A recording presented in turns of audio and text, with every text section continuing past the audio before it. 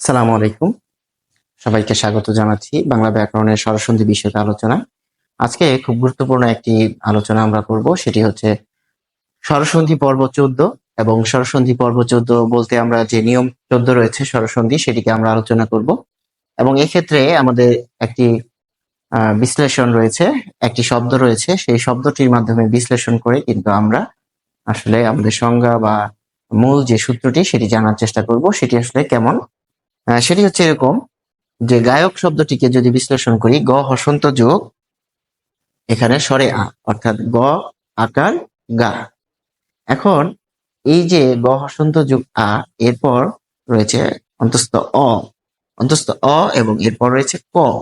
তাহলে উচ্চারণে কি আসছে? আয় এসেছে। এর আগে কিন্তু অ এসেছিল, যেমন নয়ন। নয়ন যখন আমরা বলছি তখন কিন্তু কি রয়েছে উচ্চারণে? অয় রয়েছে। কিন্তু যখন আমরা বলছি গায়ক, যখন আমরা বলছি নয়ন তখন অয়, যখন আমরা বলছি নায়ন তখন কিন্তু আয়।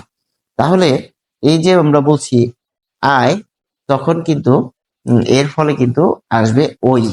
তাহলে এই যে আমরা বিশ্লেষণটা করছি যে গায়ক শব্দটি বিশ্লেষণ করলে আয় থাকছে, এই আয়ের কারণে কিন্তু আসবে ওই। এবং ওই কার সাথে আসবে? কার সাথে বসবে? গ এর সাথে। কারণ গ এর পরে কিন্তু আয় উচ্চারণ রয়েছে। অর্থাৎ কোন শব্দের উচ্চারণে যদি আয় থাকে, তাহলে সেই আয়ের পরিবর্তে ওই এসে বসবে। এবং পরের অংশটুকু কি হবে? সেটি কিন্তু আমাদের যে মূল শব্দটি রয়েছে সেই মূল শব্দের উচ্চারণের মধ্যেই কিন্তু নিহিত রয়েছে। মূল শব্দের উচ্চারণ কিরকম? যেমন গায়ক, অক, গায়ক, অক। অর্থাৎ এই যে আমরা বলছি অক, সেটি কিন্তু আমাদের মূল যে শব্দ সেটির মধ্যেই রয়েছে। অর্থাৎ এটি নিয়ে আমাদের চিন্তিত হওয়ার কিছু নেই। আমাদের দেখতে হবে যে এখানে অয় রয়েছে নাকি আয় রয়েছে সেটি।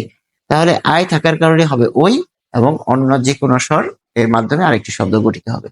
তাহলে এই যে আমরা যদি বলি যে এখানে নায়ক, তাহলে এই যে নায়ক শব্দটি রয়েছে, সেই নায়ক শব্দটিকে যদি আমরা বিশ্লেষণ করি, তাহলে এখানে কি দাঁড়াচ্ছে? আয় রয়েছে, এবং এই আয় থাকার কারণে কিন্তু এখানে ওই হবে। এবং এক্ষেত্রেও কিন্তু এখানে সংকেত হচ্ছে আয়, এবং এই আয় থাকার কারণে এখানে ওই হবে, অর্থাৎ নই দিয়ে বিভক্ত হবে। অর্থাৎ নায়ক শব্দের সন্ধি বিচ্ছেদ হবে নই যোগ অ। তাহলে আমরা আরেকটি যে উদাহরণ রয়েছে সেটি যদি আমরা মাধ্যমে খেয়াল করি যে 13 এবং 14 যে নিয়মটি রয়েছে অয় এবং আয়, সেটি আসলে পার্থক্যটা কোথায়? পার্থক্যটা এরকম, যখন আপনি বলছেন নয়ন তখন আসছে অয়, যখন আপনি বলছেন নায়ন তখন আসছে আয়। তাহলে এই দুটো নিয়মের মধ্যে যদি আমরা কম্পেয়ার করতে পারি বা তুলনা করতে পারি, তাহলে এই উদাহরণের মাধ্যমে কিন্তু দুটি উদাহরণকে পাশাপাশি রাখলে খুব যে কোনো ধরনের সমস্যা থেকে আমরা বের হয়ে আসতে পারবো এই ধরনের সন্ধি বিচ্ছেদের ক্ষেত্রে। যেমন নয়ন, তাহলে নয়ন শব্দটিকে বিশ্লেষণ করলে সংকেত হচ্ছে অয়, এবং অয় থাকার কারণে এখানে আসবে এ, নে যোগ অন। ঠিক একইভাবে নিচে আরেকটি আমরা শব্দ দিয়েছি, সেটি হচ্ছে নায়ক। নায়ক শব্দটি আসলে বিশ্লেষণ করলে সংকেত হচ্ছে আয়। যেহেতু আয়, এখানে খেয়াল করুন অয়, অয় থাকার কারণে এ, আর এখানে আয় থাকার কারণে এখানে হবে ওই। তাহলে নয়ন শব্দে নে যোগ অন, কারণ এখানে অয় রয়েছে। নায়ক শব্দে কি হবে? নায়ক শব্দে হবে ওই, ওই দিয়ে বিভাজনটা হবে। যেমন অক কিন্তু এখানে আছে, নায়ক শব্দের মধ্যে পরের অংশের উচ্চারণ রয়েছে, সেটি হচ্ছে অক। আর এখানে নয়ন শব্দের পরের অংশের উচ্চারণ রয়েছে অন।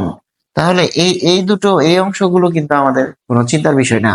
আমাদের চিন্তার বিষয় হচ্ছে এ হবে না ওই হবে। এ কোন ক্ষেত্রে হবে? যখন উচ্চারণে অয় আসবে। আর ওই কখন হবে? যখন উচ্চারণে আয় আসবে। এখন আপনি উচ্চারণ কিভাবে নির্ধারণ করবেন? তখন আপনি শব্দকে খুব সুন্দরভাবে বিশ্লেষণ করবেন। শব্দকে যদি আপনি বিশ্লেষণ করে ফেলেন, তাহলে খুব সহজেই কিন্তু আমাদের এগুলো সমাধান হয়ে যাবে। যেমন নায়ক শব্দটিকে বিশ্লেষণ করলে পাবো আয়, আর নয়ন শব্দটিকে বিশ্লেষণ করলে পাবো হয়।